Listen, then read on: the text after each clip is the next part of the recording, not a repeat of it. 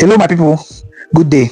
So I'm here again today. So I have an interesting video for you today, and this is majorly for Real Madrid fans, okay, and also the football fans globally that are very very interested in knowing about every club situation, no matter the club, no matter which club is involved in it. If you are a kind of football fan that like to know a lot of things about each clubs, especially the top 5 clubs in Europe, okay, then this video is for you. So I want to today I'll be talking about Real Madrid's current financial state, their current financial state ahead of the summer signing, like the summer 2026 upcoming summer transfer window that will be opening very soon. So I've actually made a lot of research about their current situation, and I want to give you people the update about everything that is happening in Madrid as regards to their financial state. So as of May 2026, Real Madrid is expecting a paradoxical financial situation ahead of the upcoming summer transfer window.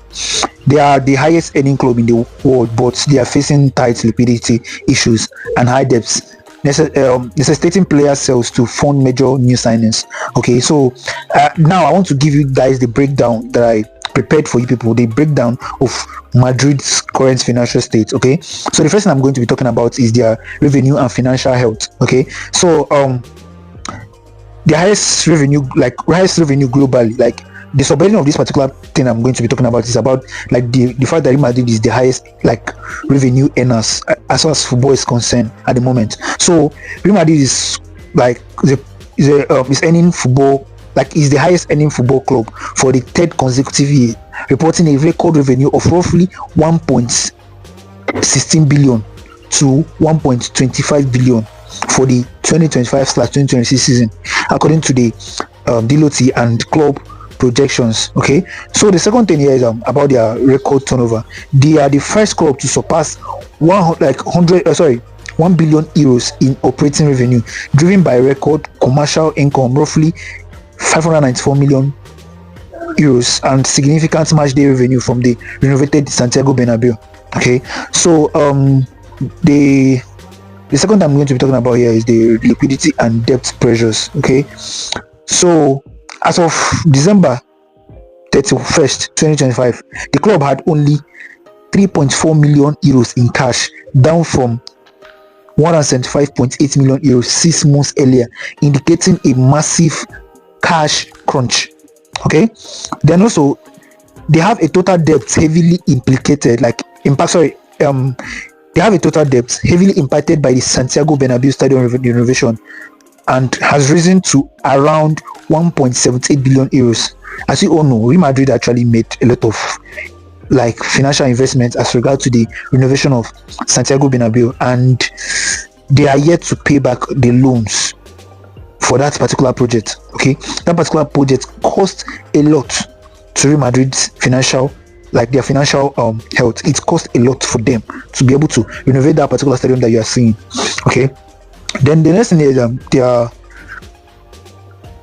club is reportedly operating with a negative working capital of 406 million euros. Okay, and the next thing I want to be talking about now is how their summer 2026 transfer will look like. I want to talk about the transfer outlook of this 2026 transfer window. Okay, so Real Madrid actually, due to the tight cash flow, okay, Real Madrid have decided to adopt a sell to buy strategy. Okay, so due to the tight cash flow and high debt servicing, Real Madrid is expected to adopt a sell to buy strategy this summer rather than launching a massive spending spree. According to the reports in Spain, you understand? Yeah, Real Madrid is adopting this particular method for them to be on a safer financial book, and also not to breach any financial rules in football. Okay, so they are budgetary focused now, as reports indicate that the club is budgeting roughly 100 million euros to 140 million euros for their new signings. So, and they are targeting midfielders and also central defense reinforcement, while relying on sales of players to add more significant talent. Okay, in as much as they need midfielders and they need defenders, okay, they still need to sell some players in order to buy more, okay, and you all know that some players will be leaving Madrid very soon, the likes of Daniel Ceballos and other players that will be leaving the club both on a free transfer and other means of transfer. Okay, and that will actually reduce Madrid's wage bill and also get some money for them if they can be able to sell some players in order to make some money for themselves. Okay, then the potential players that they want to sell, the one I have confirmed so far, like the likes of Ceballos, like I said earlier, the likes of David Alaba, Antonio Rudiger, yeah, and selling these kind of players and also allowing some of them to live on a free transfer will actually help them to get some money for themselves. Okay, and another thing here is the high profile misses, like the high profile risk.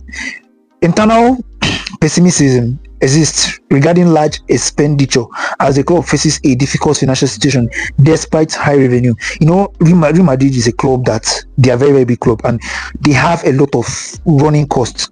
They have a lot of things they do with finance.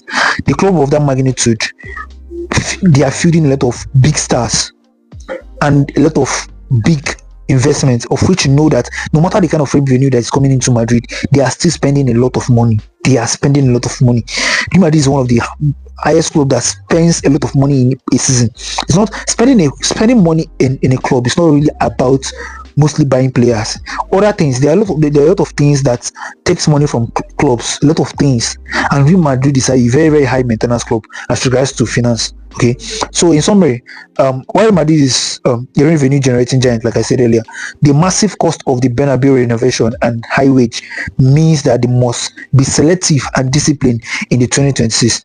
And also, this summer transfer, they have to focus on smart. They have to be smart rather than just focus on large. Like, let me say, they have to just be very smart, and anything they are doing, they should go for quality rather than just spending money extravagantly. So this is actually the current Madrid financial situation. Okay, yeah, and in my next video I'll still be talking about another particular financial thing, maybe about a club, maybe about a player.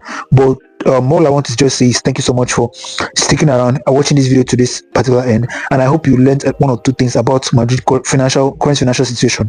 And please, I want you to leave a comment if you don't understand anything. I'll actually explain it further.